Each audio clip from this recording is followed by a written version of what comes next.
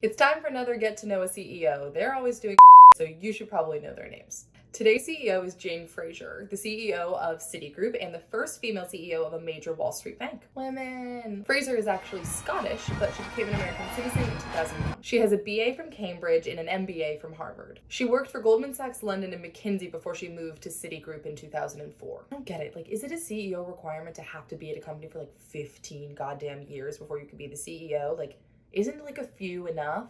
I don't know, do you even need a few? I don't get it. Ms. Fraser isn't a frequent political donor, but she has donated to the likes of former Democratic Senator from North Dakota, Heitcamp. As it would happen, Senator Heitcamp happened to be a vocal co-sponsor of banking legislation passed in 2018 that would roll back some of the regulations placed on banks after the 2008 financial crisis.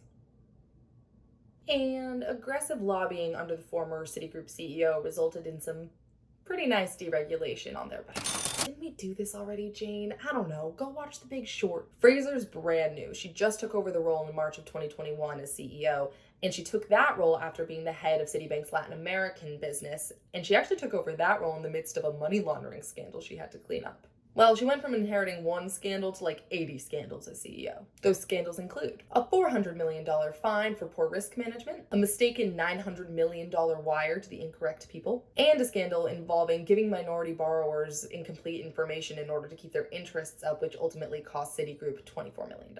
Unfortunately, this is very much in line with the research-backed belief by academics that women are more frequently elected to the CEO position by boards if the company is not doing well. But Fraser doesn't seem to mind because she once said, "I think that being a woman has been helpful. You're a bit different from other leaders. I've always enjoyed the fact that you can therefore play the game differently." More power to you, Jane. But I guess power isn't really something that you're in short supply of at the moment.